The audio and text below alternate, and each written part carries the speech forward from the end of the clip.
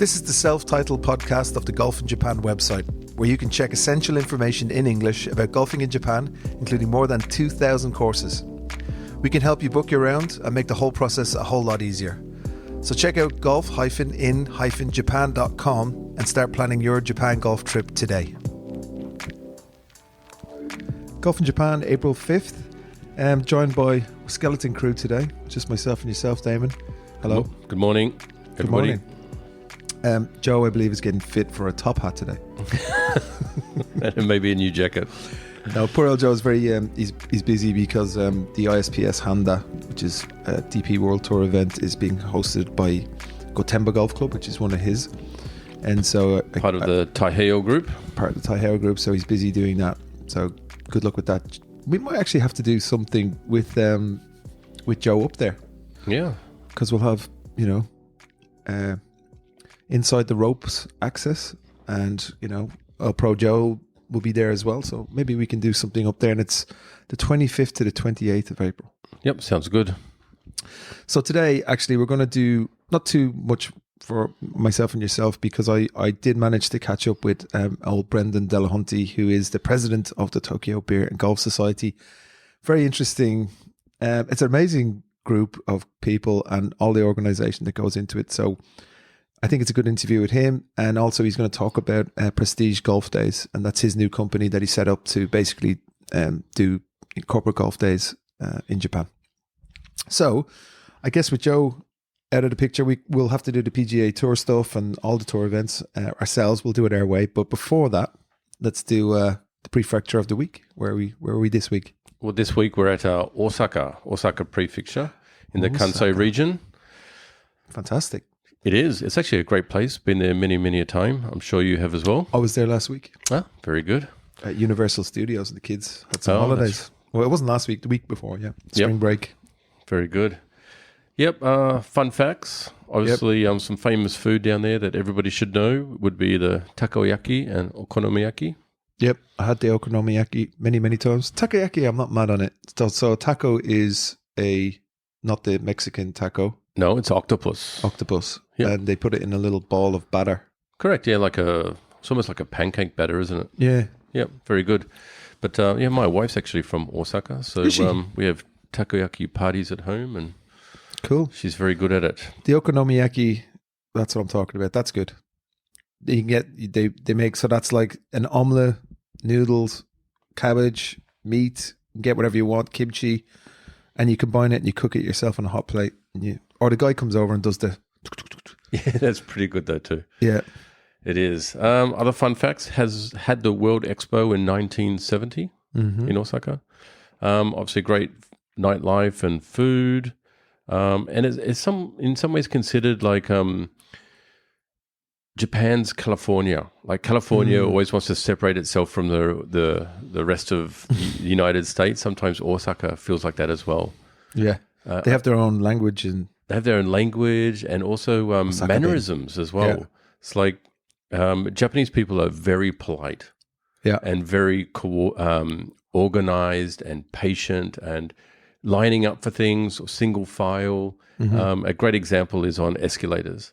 Yep. So going up or down an escalator, if you're not walking, you always stand to the left. Yeah. And let people pass you on the right. That's the whole country except Osaka. Osaka people, it's on the opposite side. So they always want to do things a little bit different.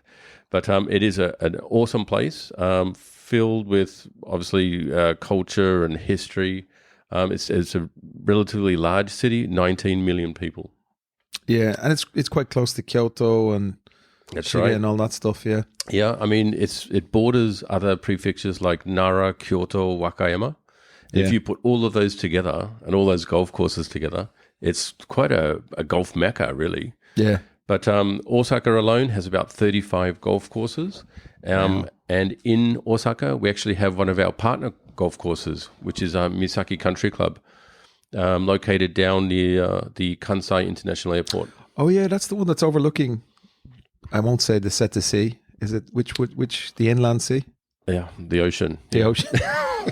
I'm not sure what it's called. The Kansai International Airport ocean. Yeah. Yeah, very close to the airport. That's It is. fantastic. Yeah, it is. It is. So if you're flying in or flying out and you have time for either 9 or 18, that's a great location to go play. And it is actually a really good golf course. Okay. Yeah, great facilities there as well. The top 5 search golf courses on the Golf in Japan website would be the World Country Golf Club, the Izumi Gaoka Country Club, Hirakata Country Club, Misaki, again, which we just mentioned, which is our partner course, and the Beni Country Club. Prices for all of these courses, they average it around about starting at 85 US up to about 170 US.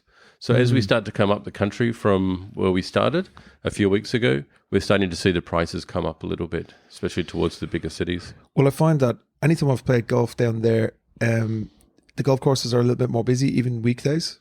It seems like everyone plays golf down there. They make time for it. So, then it's a little bit more premium, I suppose. The weather's maybe a little bit better as well, especially, this time. Yeah, we'll also get a lot of international tourists there as well. Yeah. Because of the Kansai airport. Yeah, that's right. But, yeah.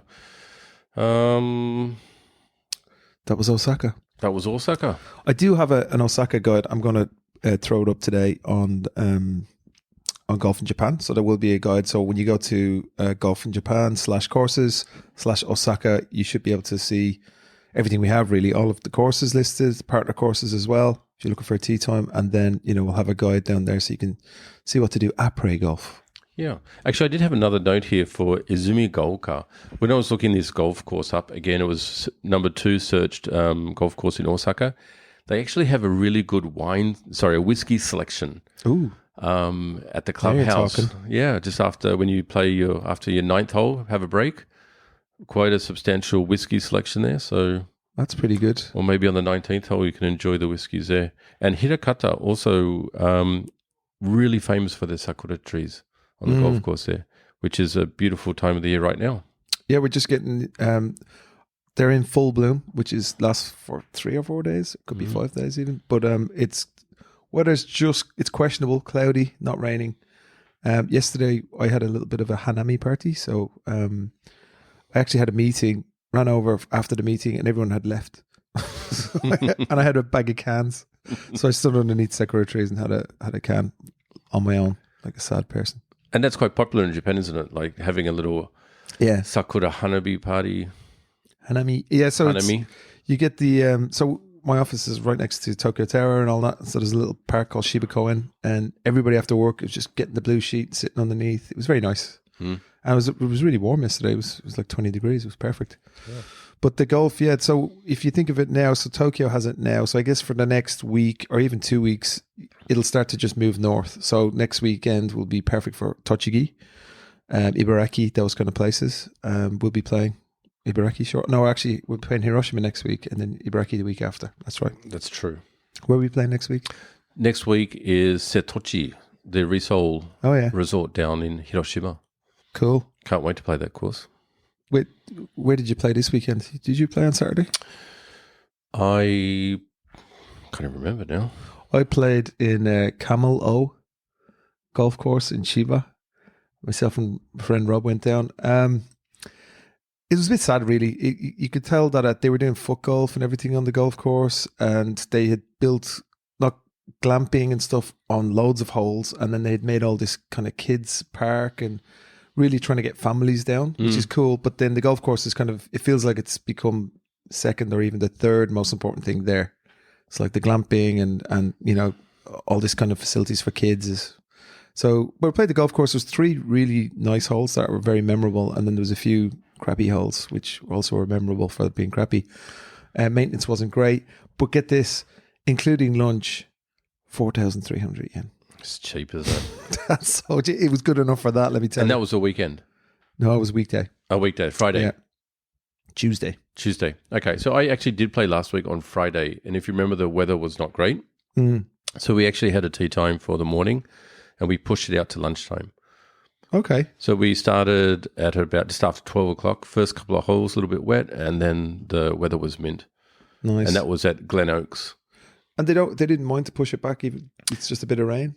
It was a available tea time. Oh, nice. So It was no favors or anything. It was just a normal available tee time. So it was good Nice choice. golf course. It is. Actually, going to play there again this week. Oh yeah, Tomorrow. And then Saturday, which was amazing weather. Didn't play golf, but I did go to Formula E. I think we talked about that last time, didn't we? We did, but not who won and who lost. Who did Nick win? No, he did not, unfortunately. That's a shame. It is a shame, but he did really well. He actually qualified, I think, 4th or 5th. And then for a technical infringement, he got penalized, even though the infringement had nothing to do with him improving time or anything. Ended up starting down towards the back of the pack, but throughout the race came back up and ended up finishing 8th. So, cool. So a really good points. job into the points. That's good. And just talking about racing this weekend, F1 in Suzuka. Wow. Yeah. Yeah, so that's going to be a good race too. What's the weather like?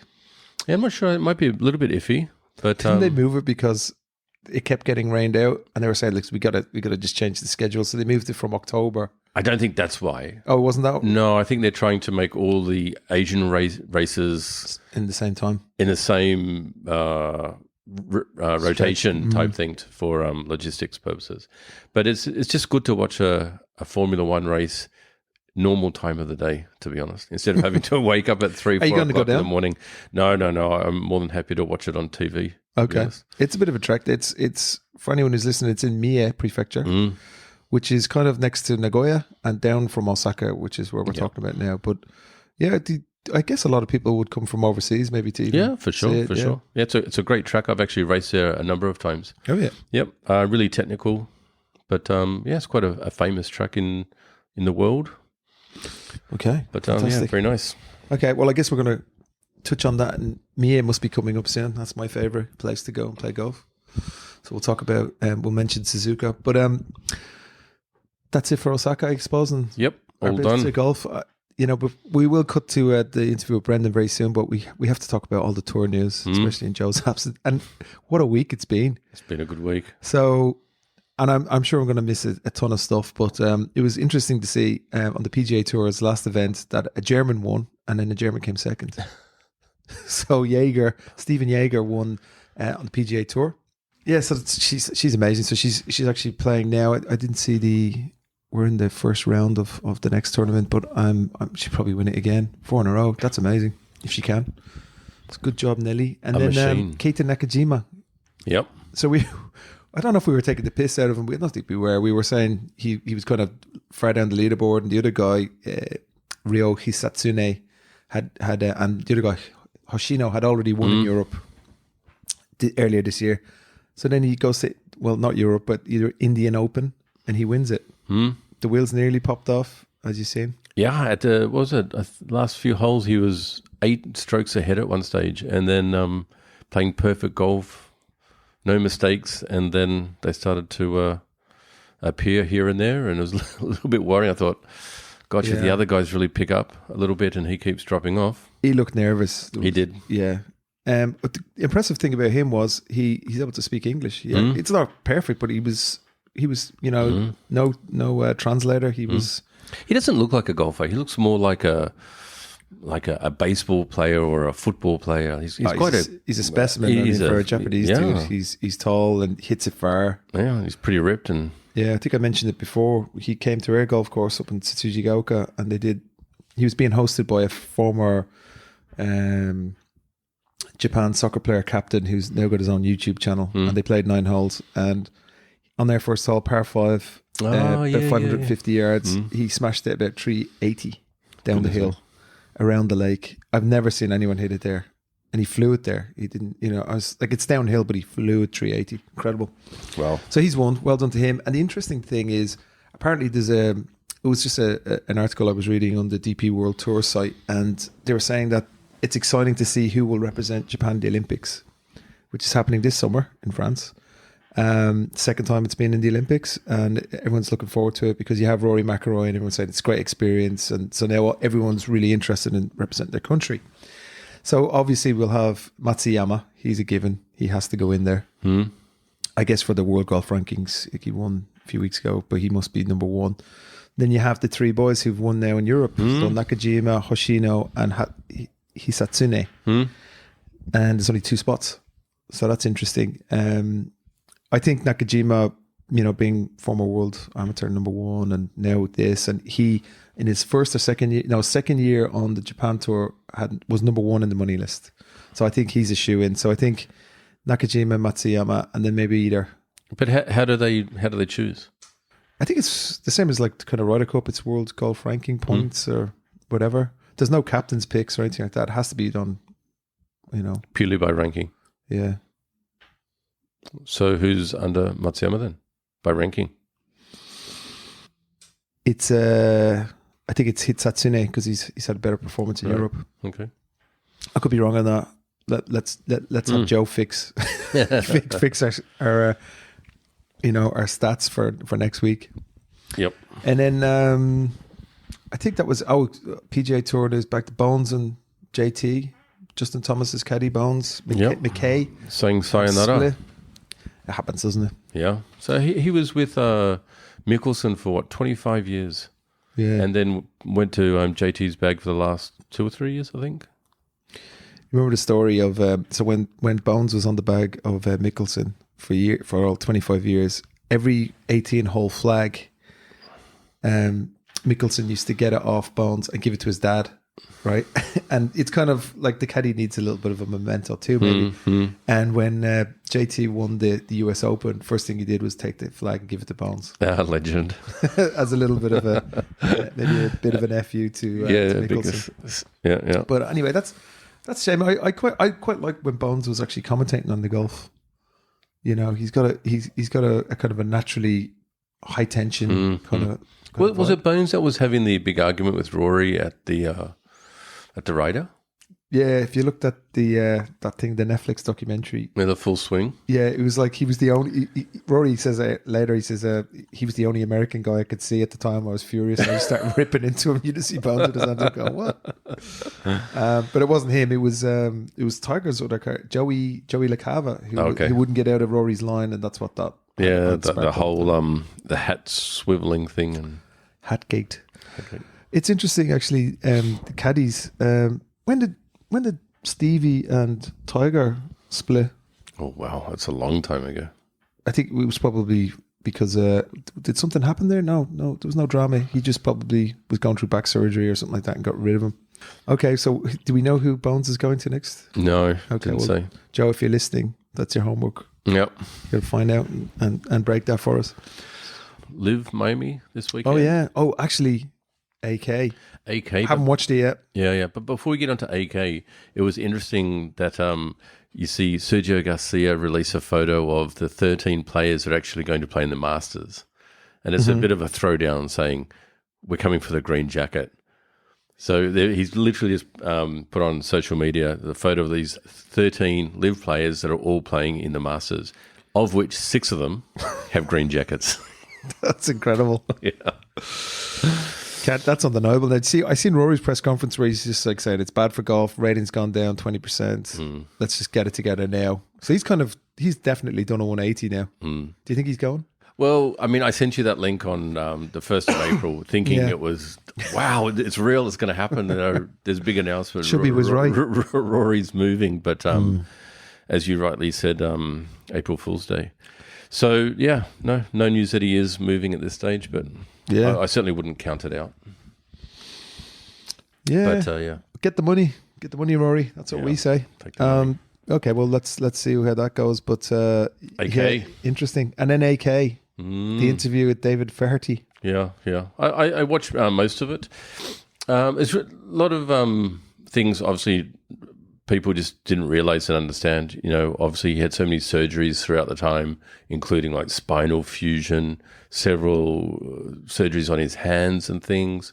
So a lot of things we didn't know. They talked about how he had a lot of like bad influences in his life, etc., etc. Did they talk about his coke habit? That was the thing. It's like this big elephant in the room. It's like everyone's just like on the edge of their seat, not really, but waiting for him to talk about it because this was the big, I'm going to open my heart and tell the world what happened. But it didn't really eventuate. So it's kind of like, is there a part 2 to this or what's happening? So, yeah.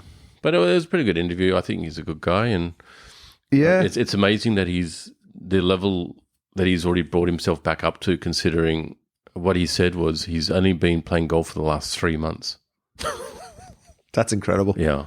And one of the bigger comments that he made was he never loved golf before. Yeah, but now he feels like he's falling in love with it. Yeah, that's awesome. But I mean, I think he came from a bit of a nutty background. His parents are first generation Korean immigrants to the States. They worked their asses off and they got him into golf. His dad used to play golf and then was just one of those crazy parents where he just made his son do golf like nonstop. And then he was a bit of a child phenomenon. And, you know, obviously his career went pretty quick. I think he was signed to Nike. He was on the PGA Tour and he was probably still a kid, you know? Yep. Yeah. But that's good to see that he's fallen in love with it. And you know, as you said, like he's obviously, he's dealt with his demons and he's got a daughter now and that's good. No. Yep. Kudos. Yep. Yeah. He should take her over to Studio Alice when Liv drop by, Japan, if that ever happens. Yeah. Okay, cool. Well, I guess we'll just throw it over to the interview that we did earlier with Brendan, which I think is pretty good. And it's just talking a little bit about the Tokyo Beer and Golf Society, which is a group that he's the president of, and it's a very fun golf group in Tokyo. So if people are wondering if they're moving here or even visiting, and the timing works out, you should definitely join up. It's fun as anything. And also his new business, which is Prestige Golf Days. So without further ado, let's hand it over to Brendan. Awesome. Thanks, Damon. Cheers. Bye. Okay, Golf in Japan. We're joined by a very special guest, long-term friend and collaborator of mine, Mr. Brendan Delahunty. Welcome, Brendan. Thanks, Kieran. Happy to be here today. Cool. Actually, I was going to say to you, do you remember how we met before we get into all the other stuff? No, I don't. I'm wondering if it was one of those chamber events, golf events that we used to play at. No, it wasn't actually. It was at the time your old company, Pearson, right? You did an event or a kind of a mini golf and winery overnight stay up in Air Golf Course. Do you remember that? Oh, that's right. Yes. And I organised it for you. Yeah. And that's ironic because that's kind of like what you're doing now. Exactly. well, you inspired me. There you go. You had a good time, didn't you? Yeah. On the golf course, it's hard not to have a good time. So no matter what happens. That's right.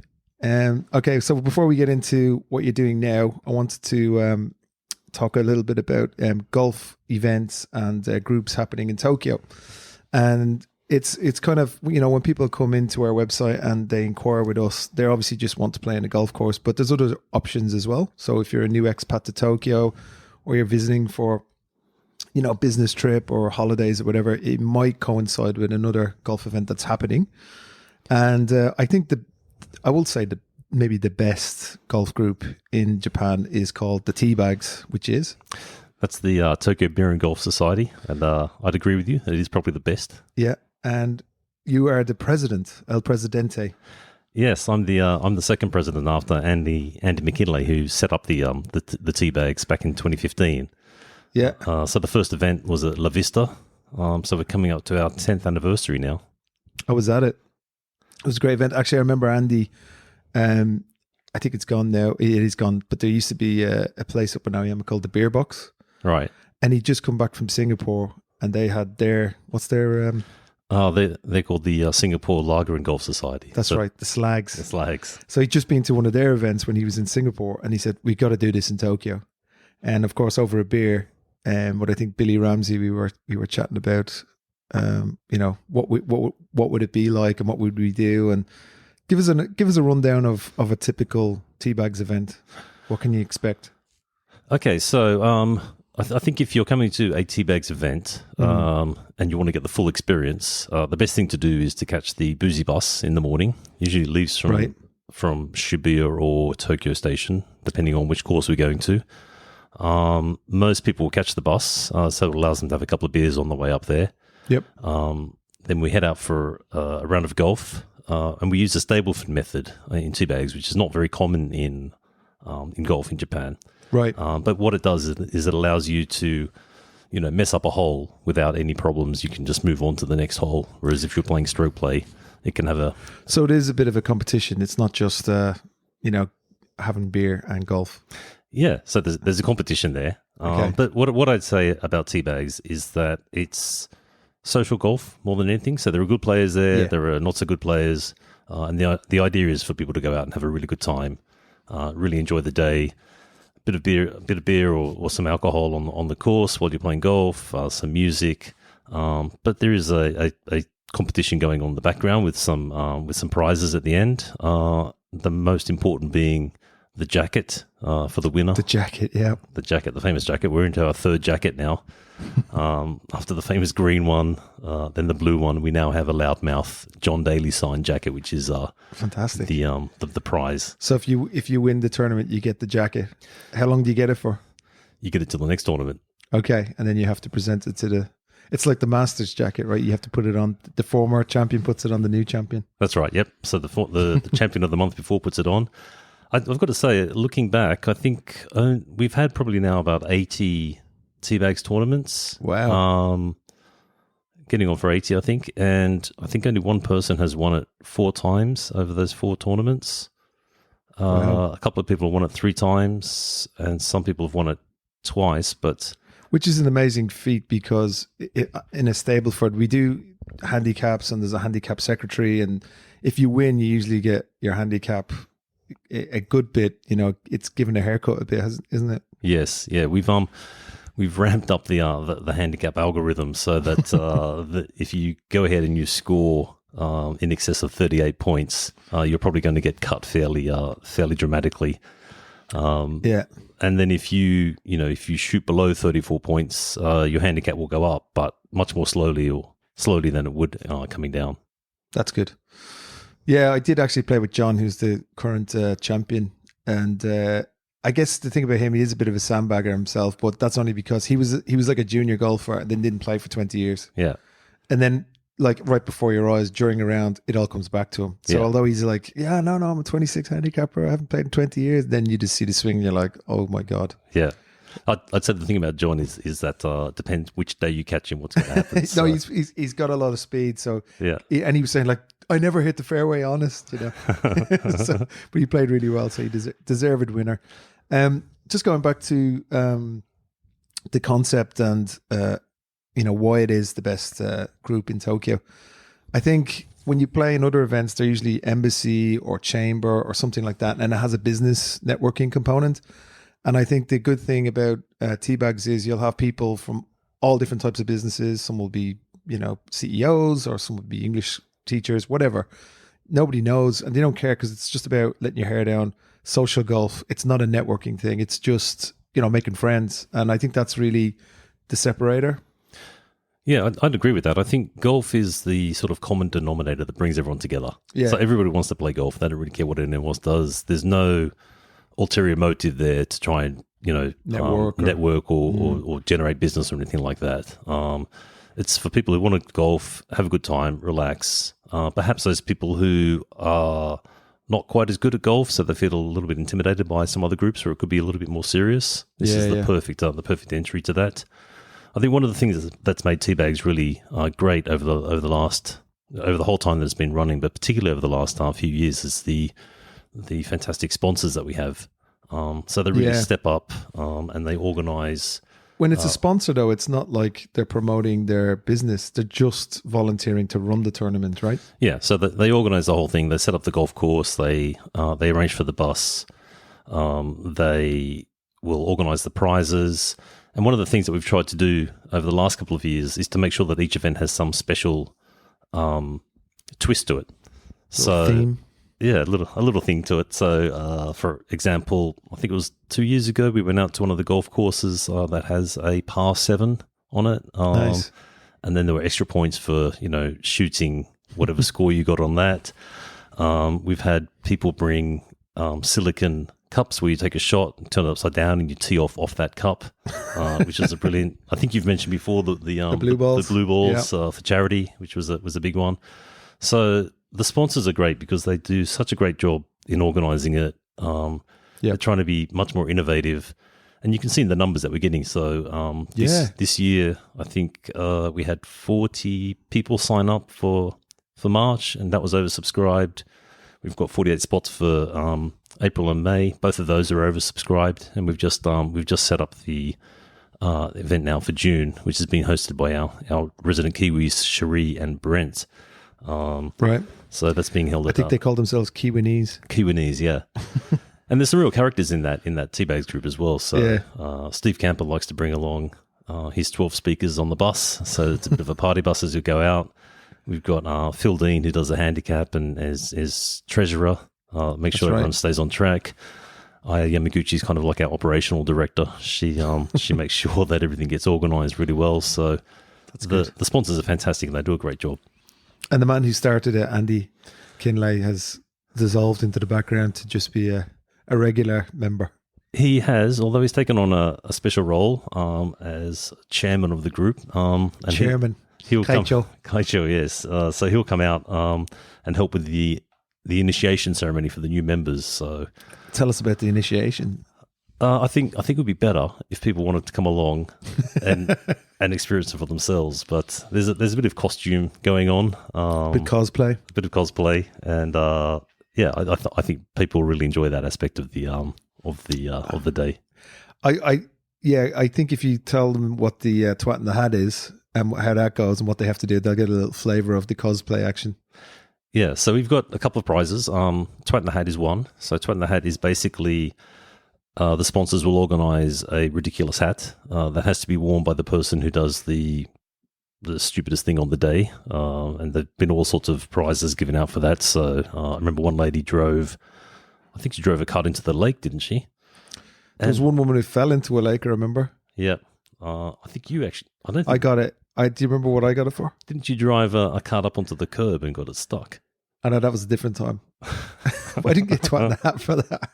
No, one time we were playing a par 3 and it was a lake in front of the par 3. It might have been the first or second tournament actually. And I hit it badly, I bladed a ball, went into the lake, hit a duck on the back and went onto the green. And I actually made birdie from it. But the poor duck was, I think, okay. He actually flew off, but I hit him square in the back. So that was twat in the hat for me. Well, see, I don't think, I think we have a rule that generally speaking, you shouldn't be getting twat in the hat for bad golf, because that's exactly what everyone does anyway all day long. There's just what about killing the wildlife? Killing the wildlife, that's twat in the hat, definitely.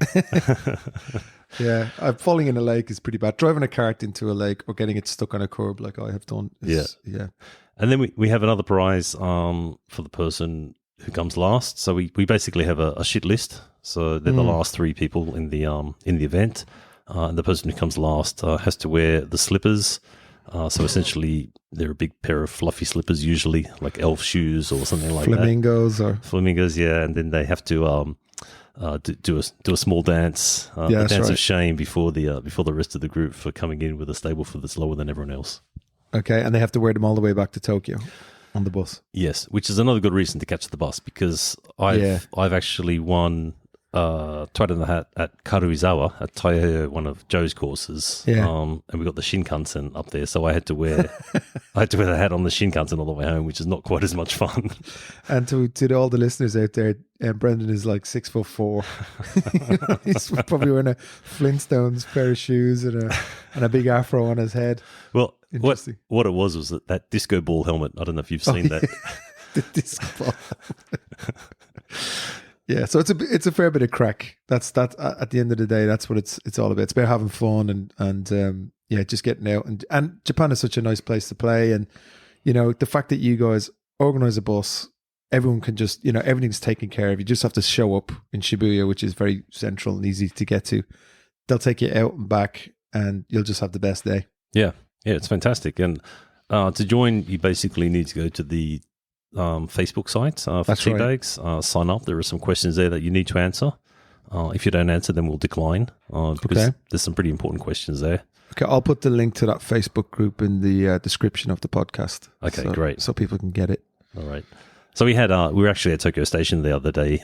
We had a little after party in the standy bar after we got back, and standing bar. Yeah. So some random Japanese people were talking to us, and they said they wanted to join. So one of the girls answered all the questions, so we accepted her. One of the guys just said he wanted to join, didn't answer any questions, so we declined him right in front of him and made him do it again. So what are the questions? The questions are fairly simple. So basically, do you live in Tokyo? Are you prepared to come out to events in the Kanto region? Which do you prefer, beer or golf? and you agree to the rules of the club. And the rules of the club are basically drink beer, play golf. So not too difficult. Okay. Oh, I wanted to ask you about the uniform. So there's been, over the last 10 years, there's probably been a fair few. It started off fairly mild, but I think it's gone very fruity and colourful. And so why do we have a uniform?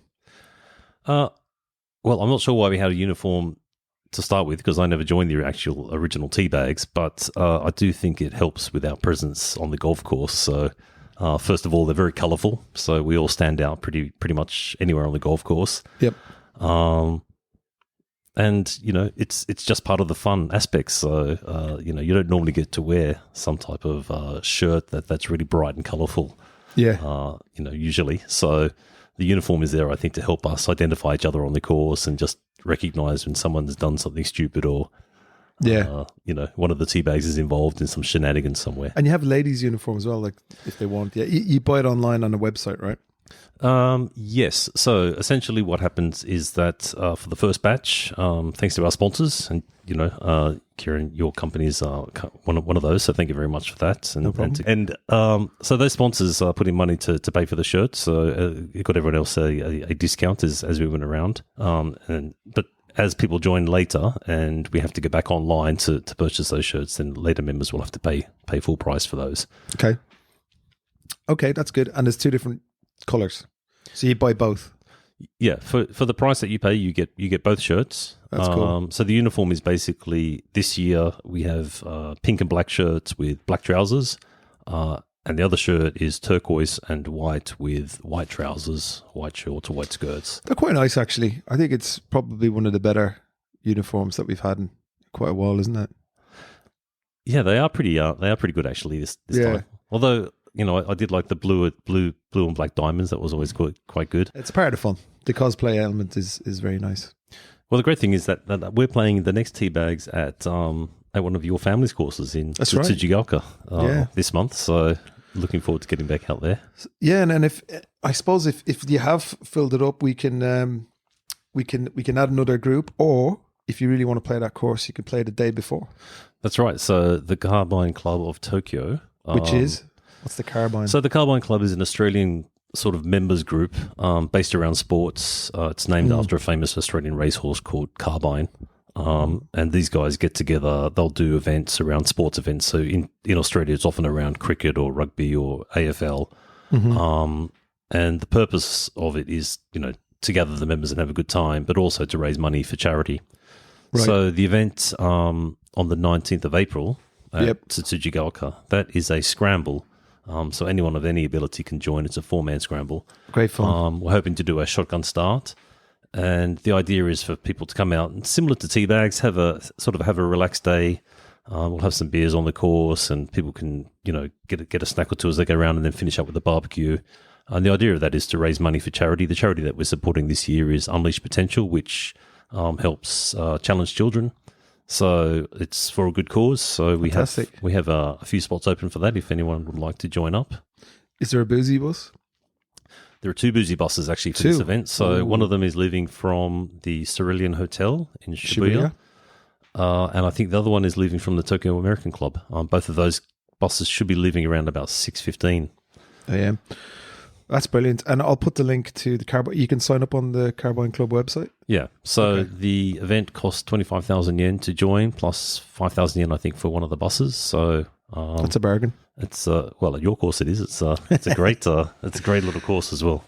Yeah, no, that's cool. And we do, and don't worry about the drinking, because if you're getting the bus there and back, we have automatic carts on a remote control. So you can't crash them because you can't drive them. At least we think that's what's going to happen. And then, and the barbecue, we have a nice little spot at the side of the clubhouse where we have a barbecue set up, and, there'll be awards and prizes. Last year you had some fantastic prizes. Yeah, there were some great prizes last year. And we're hoping to have more prizes again this year, obviously. So we've got a couple of guys rounding up, looking for sponsors and for people to submit prizes. And we've had a good response to that. Okay, well, I'll definitely support that as well. So I'll talk to you after this about what amazing prize I can give you.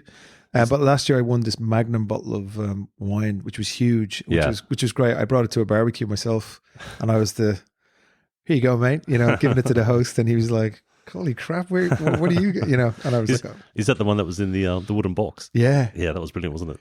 It was better going down, I can tell you. That was great wine. Yeah. And it must have been, like, I mean, pretty nice prize, actually.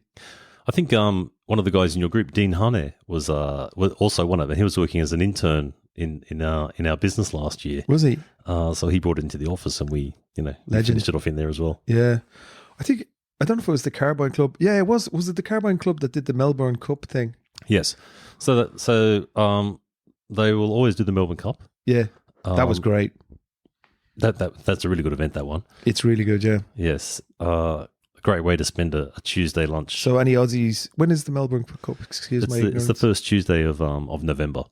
Okay, so a while's away, but if anybody's coming in, the same website that I'll put the link to, you can go to any of their events, I'm sure, sign up. Yeah. And I'd highly recommend the Melbourne Cup, which was in the Grand Hyatt Tokyo. It was amazing. Yeah, that was a good day. They had amazing prizes. I won like loads of stuff. And they actually had one of the actual Melbourne Cups there. Did you see that thing? So it was pure gold. Did you pick it up? I did, yeah. It was really heavy, wasn't it? Yeah, it was cool. But I was so busy picking up my prizes that I won like a hot and cold fan, you know, like the Dyson thing, and then I won a video game that hadn't been released. And my kids were like, "Oh wow, yeah!" It was like it was like the basketball game, 2024K or whatever it's called. Yeah. So that came out before 2 months. We got that 2 months before it actually came out. My kids were very impressed with that. Oh, brilliant. Yeah, and then it took the edge off me coming home absolutely plastered. Well, it was quite nice, right? Because being the Grand Hyatt, you do the event till about 3:00, 3:30 in the afternoon, and then you can move to the oak door and sit in the terrace out there and have a few drinks outside as well. So yeah, it was really nice. That was quite a pleasant way to spend the day. Okay, so Carbine Club is next Friday, the 19th. Is that right? The Friday after. Friday after, sorry, 2 weeks from now. The 19th, so still plenty of time to sign up. So please support the charity and have a great day out in the course. Everything's taken care of. And then the very next day, hopefully, maybe somebody can still get in to the TBAGS. Yeah. And then you said May is where and when? May is, I think, the third Saturday of May, maybe the 22nd. Mm-hmm. It's at one of the Taiheiyo courses, Mashiko. Steve Camper is hosting that with Coffee. Coffee's first time hosting an event, I think. So they're planning all sorts of shenanigans for that day. Steve Camper always brings a lot of prizes along. So that's Coffee with a Koffi, yes. the person, as opposed to the stuff that we drink every morning. Exactly. Coffee from the Ivory Coast. Cool. Yeah, that should be good. I see they didn't get Rick Shields to do some sort of how the hell did they do that, by the way? So on the Facebook group there was a post and it was Rick Shields, the actual Rick Shields saying, yes. Hi TBAGS, how's it going? Don't forget to sign up for May, blah, blah, blah. It was all Rick Shields. Yeah. Did they pay for that? I guess they did. Yeah, I think Rick Shields is not averse to taking a little bit of money for spruiking an event. Right. So there you go. He Fantastic. did. That was a great job. That was a nice surprise to see that. Yeah. And I saw yesterday or 2 days ago that Cherie and Brent put up the June event as well for applications, and there's probably space on that one. There's space on that one because it's still early days yet. Do you know where it is? That one I think is at Tokyo Bayside. That's a great course. Yeah. Really good views out there. Amazing views of the sea, and you can see Tokyo and on a couple of those holes coming back in. The only problem is every time I play there it rains, so I've never really seen the views. Don't say that. It's not as if it's the rainy season. No. Okay, so head into Facebook group. I'll put the link up. Sign up for June, and you'll have a great time. And it's going every month, so keep an eye on the Facebook group and the Facebook page. And then you do stuff for the winter, right? October or November is the last one, right? What happens is there is a local event in November. So November is the last TBAGS. But what we do then, right at the end of the year, usually the last weekend of November or the first weekend of December, is we have our TBAGS tour. And that, over the last couple of years, has been going to Miyazaki. And there's some fantastic golf courses in Miyazaki. The race to Miyazaki, I believe. The race to Miyazaki. And actually, we'll talk about that in a minute. So, but there's some great courses there. So we often try to get to Aoshima as one of the courses, Miyazaki Country Club. Where did we play last year? Lakeside, which was a really tough course. Yeah, there's some tough ones there, like Phoenix and stuff. That's very hard course. Enjoyable though. Phoenix is really hard. Yeah. But the problem is that it comes. They have the Phoenix Dunlop, or the Dunlop Phoenix Open. That's right. Not long before that, so that the course is really tough. It's set up in a tricky way. Yeah, exactly. So what we do through the year is your best 4 scores count. We add those 4 scores up, and the person who has the highest combined score at the end of the year is the winner of the race to Miyazaki. This year we're introducing the golden beret, so similar to the yellow jersey in the Tour de France. We've managed to dig up a. So if you win, do you get to go to Miyazaki? Is that you get it? It's paid for? Or? No. What happens is you win the prize money. So there's a prize money. Yeah, 100,000 yen for the first prize, 50,000 yen for second prize, and 25,000 yen for third prize. So what we'll do with the golden beret this year is as we start to add up those 4 scores, and we have a leader. The golden beret. The golden beret should be wearing the beret to the course and back home. I don't think we want to them wearing it on the course. Especially during summer. They could get a bit manky, but... No, I'm sure, yeah. Well, fantastic. I mean, I think it probably sounds a little bit more overcomplicated than it is, just because of all the organising that goes into it. But actually, when you go on the day, it's super smooth, just a lot of fun. And you just have to just stand back and watch all of the crazy stuff unfold in front of you. And it's just a great day out. Yeah. The other thing I'd say about TBAGS is that I've made heaps of great friends. Yeah, from that. Yeah, me event. Too. So, it's more than just going out and golfing one day. A lot of my friends now in Tokyo have come from that circle, and we often meet up outside of TBAGS for visits to restaurants and bars and things as well. So, and people have, like, expats have been here, been part of the group and been inspired, and then when they go back to wherever they're from, they're starting their own, or move on to their next destination for work or whatever. They're doing their own little golf groups and stuff like that, which is great. So it's become an international thing. Yeah. Well, last year I went to Celtic Manor at the end of the Rugby World Cup, and we gathered some of the ex-teabaggers from Tokyo who are now living in the UK, and we had a little 2-day session. That's great. At Celtic Manor, which was really pleasant. That's cool. Yeah, Celtic Manor, Ryder Cup venue. Yep. When it was raining that time. As long as Europe win. Yep, that was good. Cool. Well, I think that's enough of TBAGS. So put all the links up so everybody please support it. And it's just a great day out. And hello to all the TBAGers who might be listening and better be subscribing to this podcast. And before you go, I want to talk a little bit about your new venture, Prestige Golf Events, and what that is. Okay, so Prestige Golf Days actually is... Sorry, I stand corrected. Prestige Golf Days. So Prestige Golf Days is designed to set up golf days for corporates, for people who are looking to set up a golf day in large numbers, but don't want the hassle of having to do that because it can get quite complicated, and you can take a lot of time and effort for the result that you're going to get.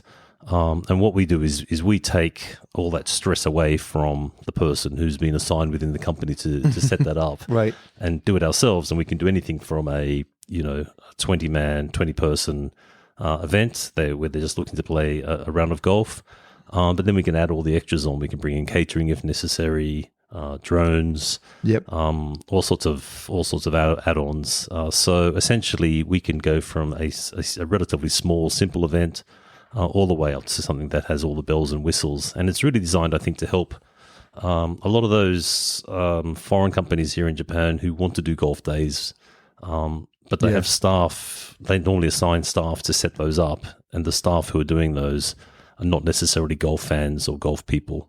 Yeah, it's like someone's secretary or... Yes. Yeah. So it's not a great experience for them. It's just a stressful day. Sure. So we can take that stress off them and actually make sure that the whole day runs very smoothly from start to finish.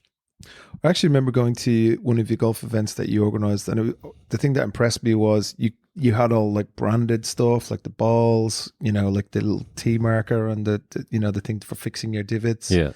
But that can go all the way up to like full on goodie bags for people in the Yeah, it really depends what people want to do on the day. So, like I said, you can have a full-on experience where you take every single service possible. And you would look, I think, at who you're inviting along. If you're inviting along your best customers, that's probably the thing that you want to be doing to make the best impression and to give them something to, we like to think of it as being absolutely unforgettable, rather than just memorable.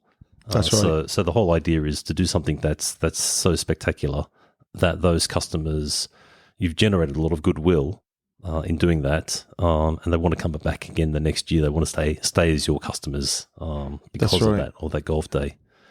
That is, and I mean, you're talking about Japan having the culture of settai golf, and settai golf is where in Japan, everyone's very, kind of rigid, and it's very hard to get to know people and build a relationship with them. Actually, in Japan, no one wants to make a mistake. They like to move collectively in business, and especially for foreigners, I suppose it's hard for them to really connect to them. So settai golf was you would meet up with your customers on the golf course, and then over the course of 18 holes and lunch, and it's an all-day fair here, you would kind of get to know them a bit more, and you build a relationship with them, and also see their personality and how they kind of carry themselves on the golf course, and if you want to do business with them. And I think this is kind of fits into that as well. So unlike TBAGS, which is just a bit of social golf, this is actually purposeful. Spend money to make money kind of thing.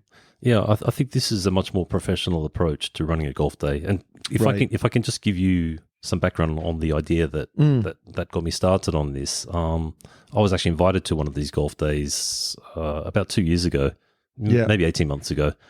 And the company had about 50% of their staff there, and 50% were players that they'd invited in. I'd never worked with this company before, but I ended up winning the tournament. It's the only tournament I've ever won. So I walked away with first prize, and another mate of ours, Paul Knievel, he came second prize. Never worked with that company either. And I was driving home afterwards, and I thought that was such a wasted opportunity for that business, because even though I wrote to them afterwards and said thank you very much, no one ever followed up and wanted to do anything more. So, to my mind, if you're doing a golf day for business, it needs a lot of preparation, a lot of planning. You need to think about how much time you want to give people to set aside the day. You can't do it last minute because it feels a little rushed and a little, as an afterthought. So you want to give people plenty of time to do that. And by doing that, you're actually building up quite a lot of goodwill as well. You want to make sure the day is run professionally and it runs smoothly. But then also the follow-up, I think, is extremely important. So it's not just about, those guys writing back, all those people writing back and saying, thanks for the day. You're doing that for a reason. You want those customers to be your customers and to be building those sales. So you almost need to train your sales team about how to follow up and make sure that you don't waste that opportunity of having that long period of time with the customers on the day and building their goodwill. You can really take that and build some proper ROI from that. Yeah. So I think that's very keen. And just building relationship is obviously number one if they're existing clients. But if you're trying to make new clients as well and give people a good impression of your company, it's a great way to do it in Japan. Yeah, exactly. And, my job is to make sure that the whole experience runs smoothly, but then also remind the company that, this is what you need to be thinking about afterwards to really make sure that it's a vehicle. What's your goals? What do you want to achieve by doing this? Yeah. No, that's fun. And I mean, it's a kind of it's done differently. I've been to Japanese company golf events where they're a little bit stiff and then maybe they're all done the same way. Yeah. And I think the good thing about what you do is you can sit down with them and make different ideas and create different formats like a scramble instead of just doing like a straight up Shimperia, which is very popular here. Yeah. And I think that's, if you're going to spend some of your hard-earned cash from your company on a golf day, it should definitely spend money to make money. Yeah, I agree with that. Yeah. You do need to think about the whole thing properly, who you've actually got coming along, what sort of format you want to have. There's so much to actually really think about if you want to do it properly, and have customers walk away. And my background is in sports hospitality, and it's something that we thought about a lot in my previous role. And I'd like to carry that over into this golf business. Cool. So how do people get in touch with you? There's a website, prestigegolfdays.com. That's the easiest way. So I'll put the link up. All right, great. Thank you very much. So you can see there a little bit more about what we do. The whole idea of Prestige Golf Days is to be a white label company, so we don't think of the events as being our events; they're the events of the customers. So essentially, what we're trying to do is be a support for the businesses that are looking to run these. Yeah, and I think from a Golf in Japan standpoint, sometimes we get inquiries not just from people who are coming over on holidays, and that's our main kind of business, but we get guys who are saying, I'm doing an incentive trip. We had a great year, looking to spend a bit of tax money, no doubt. I'm bringing 10 guys over. Can you organize, something for us? Or even bigger, like we're doing, we're a Singaporean company and we want to bring out our Japanese customers and a kind of an incentive event. And I think from now on, you'll be our tournament director for that. So what we'll do is if somebody wants to do anything on that kind of a scale, with that kind of mission rather than just a regular tea time booking, which is our normal business, we'll team up with Prestige Golf Days, and Brendan will take care of you. I think that's the best way to do it. Love to do that. So inbound tours, MICE, incentive trips, even locally where companies are looking to reward their employees with a golf day or just to build up a good camaraderie within the team, we can do all that as well. Okay, well, cool. Is there anything else about Prestige Golf Days that the good people need to know? No, I think we've probably covered everything there. So, have a look at the website, and if you're looking to run a golf day this year, please feel free to get in contact. Yeah, well, we love Australian accents on this show, so we must get you back to just talk about it, because Brendan is a good laugh, especially over a few bottles of VB bitter. Is that right, VB bitter? Or is it V bitter? It's just VB. VB. Although, Victoria bitter. There you go. And a few points of Guinness, maybe. So we'll get you back on. But best of luck with Prestige Golf Days. And thanks very much for talking about TBAGS as well. We really appreciate you coming in. Yeah, it's been great being here. Thanks very much for the invitation. Thanks, mate.